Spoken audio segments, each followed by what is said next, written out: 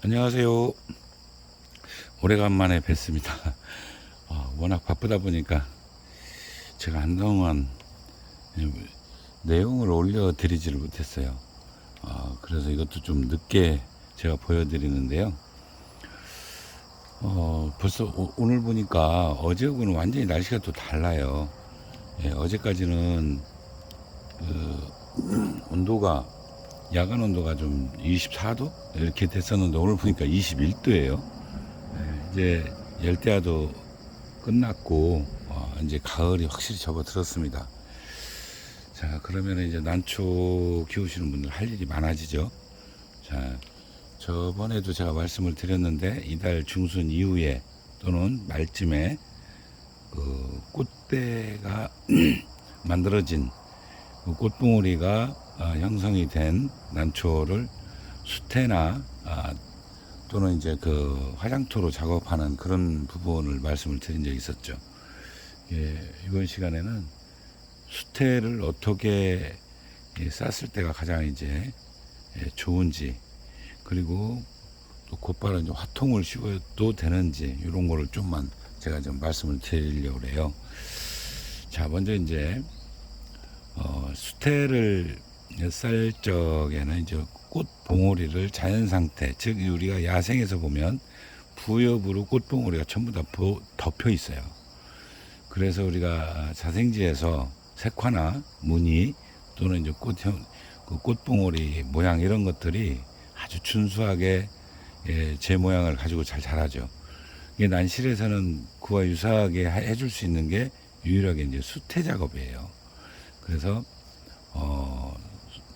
우리가 이제 색화라든가 또는 무늬화 또는 형태화 또는 뭐 소심이 됐든 어쨌든 그 꽃봉오리를 보호하는 차원, 그리고 햇빛을 차단하는 그런 차원, 이런 거에 의해서 이제 그런 거를 맞춰주려고 수태를 씌우는 겁니다. 자, 이제 수태를 씌웠는데 이런 분들 계시죠. 저는 이상하게 꽃이 잘 무릅니다. 그런 말씀을 하십니다. 여러 가지 원인이 있을 것 같아요. 수태를 쌌더니 꽃봉오리가 잘 무너지더라는 건 첫 번째는 환경 관련해서 있겠죠. 좀 수태를 씌웠을 때 거기에 적응하지 못하는 그런 환경이 있을 수도 있고요. 근데 이제 제가 볼 때는 꼭 해야 될 부분이 있는데, 앞에 이제 여기 이렇게 수태가 있어요. 이 수태를 반드시 씻어야 됩니다. 거기에는 이제 뭐 수태를 우리나라로 들여올 때 살균을 하는 걸로 알고 있어요. 여러 가지 뭐 치아염소산으로 뭐 살균을 한다고도 들었고요. 그러니까 우리 쉽게 얘기하면 저거예요. 그 뭐라 그러죠? 낙스 종류로도 하고, 그 이름이 이제 그와 유사한 이름들이 굉장히 많습니다. 그런 걸로 그 살균을 하는데 그 잔존 물질들이 남아 있을 가능성이 있고, 또 여러 가지 우리가 모르는 그런 물질들이 들어있을 수가 있어요. 그래서 반드시 이건 흐르는 물에 씻어야 됩니다. 씻어 가지고 꼭 짜서 이렇게 활용을 해야 됩니다. 지금 이게 깨끗이 이제 조물조물 그 흐르는 물에 이제 깨끗이 씻은 상태예요. 그리고 두 번째로 필요한 게 이제 이건데, 자, 이제 지금 이제 제가 무르는 거 말씀드리다가, 그래서 이제 환경 또는 수태를 정확히 씻지 않았거나 이런 데서 기인할 수 있다, 이렇게 생각이 듭니다. 그 외 다른 이유라면은 난초가 면역력이 떨어진 상태, 예를 들어 10개를 쌌는데 10개 다 그렇다 그러면 환경하고 수태에 문제가 있을 가능성이 있지만, 1개, 2개가 그런다 그러면은 그거는 그 난초의 면역력 문제도 있을 수가 있습니다. 이런 이유들일 겁니다. 자, 그렇게 해서 이제 반드시 어쨌든 이거를 깨끗이 써야 되고, 또 한 가지는 망이 있어야 됩니다. 여기다가 자, 좀 올려서 보여드릴까요? 자, 이제 화장토를 덜어내고 지금 덜어낼 공간이 제가 이거 어디로 갔나, 없어졌어요. 덜어내는 게. 자, 그걸 준비를 안고 또 제가 하고 있네요. 잠시만 그거를 가져오겠습니다. 자, 그러면 먼저 화장토를 덜어내겠습니다.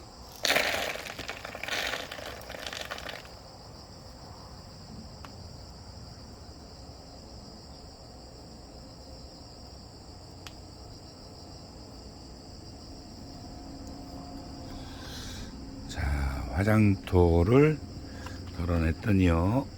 오늘 이렇게 해서 보면은 보일 것 같은데요. 여기 꽃이 하나 보이고요. 이쪽에 뿌리 옆에도 꽃이 하나 보입니다. 이렇게 보이시죠? 네. 화장토에 의해서 지금 하얗게 돼 있어요. 네, 이렇게 여기 하나 있고, 그리고 이쪽에도 또 하나 있죠. 자, 그러면 하나, 둘, 지금 현재로서는 3개.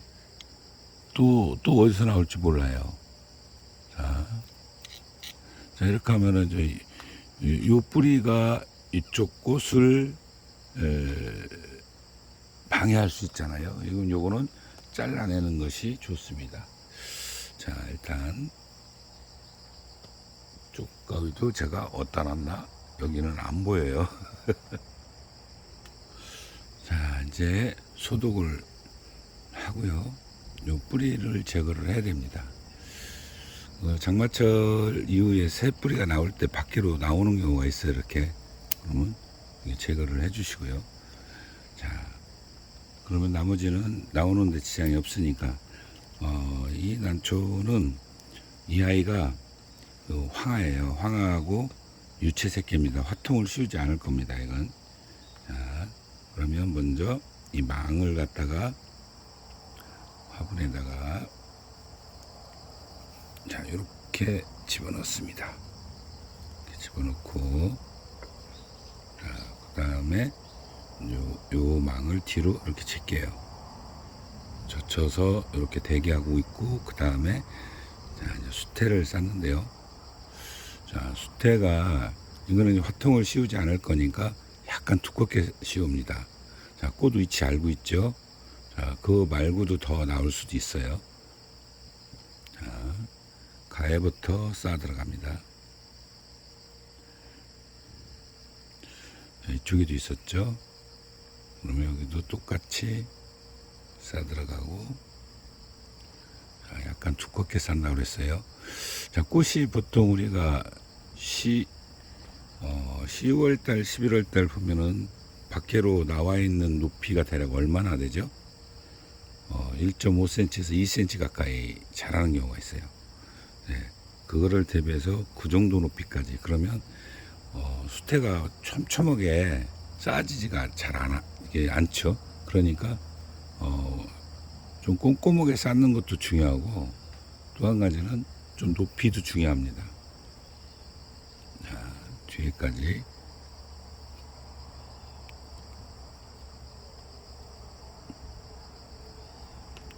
이렇게 쌓아주고요. 그러면 요 높이가 대략 2cm 정도 되죠.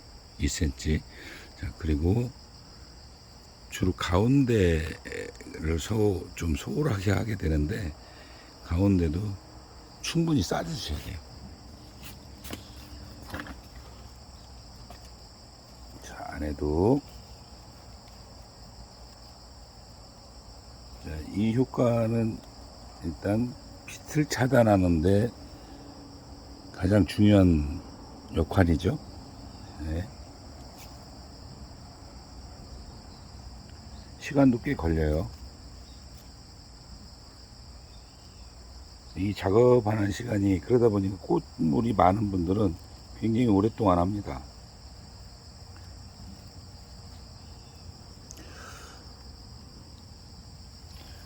신화 쪽에 또 마찬가지로 빈 공간이 없도록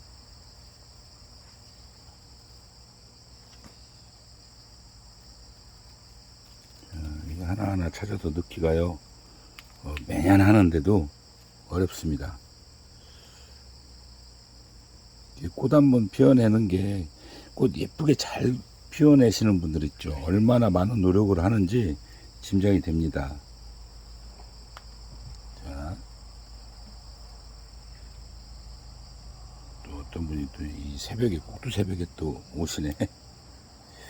자, 그리고 다 쌌으면 바로 이 망으로 여기까지 덮어 놓습니다. 이렇게. 자, 이렇게 했을 때가 다 된 거예요, 이제. 그리고도, 다시 한번 꼼꼼하게 봐야 될 게 뭐냐면, 바로, 빈 공간이 있나 없나 다시 확인하시고요. 자, 더군다나 이거는 화통을 씌우지 않는다고 그랬어요. 화통을 씌우지 않으면 더 아주 철저하게 이거를 해줘야 돼요. 이렇게. 아주, 이렇게 하면은 다 메꿔지는 거죠. 자, 이게 보였나요? 가서 제가 조금 안 보였나 모르겠습니다. 네. 자, 이렇게 됐습니다. 지금 이렇게 되면은 이 난초는 이제 이대로 그대로 내년 봄까지 가도 돼요. 자, 이렇게 씌우면은 완성입니다. 자, 수태 작업은 이렇게 하면은 끝나요. 그러니까 주로 해야 될 것들이 보면은 색화뿐만 아니라 거의 모든 꽃을 피워야 되는 난초는 이렇게 해야 된다고 보시면 돼요. 그러면은 색화 있죠. 그러면은 뭐 황화, 뭐 주구마, 홍화, 자화, 그리고 뭐 북색화, 뭐 여러 가지 색화들이 있어요. 그리고 무늬화도 마찬가지입니다. 무늬화도 뭐 중투화, 복륜화, 산반화, 뭐 서반화 마찬가지죠. 그리고 또 뭐 소심은 조금 이거 이렇게 아주 조밀하게 싸지는 않습니다. 왜냐면 엽록소를 어느 정도 가지고 있게 해야 되기 때문에, 또 산반화도 역시 마찬가지로 그거는 이제 제가 산반화를 씌울 때 그건 따로 이제 말씀을 드릴 거예요. 소심이나 또 이런 거 무늬화, 이거는 지금 좀 황하고 화통을 씌우지 않는다 그랬죠. 여기까지 이제 제가 이건 말씀을 드리고요. 다음 시간에는 자, 수태 말고 화장토라는 방법을 또 말씀을 드리도록 하겠습니다. 자, 수태로 꽃대를 관리하기 위해서 수태를 씌우는 방법을, 수태를 덮는 거죠. 씌우는 게 아니라, 그 방법을 여러분께 말씀을 드렸습니다. 감사합니다.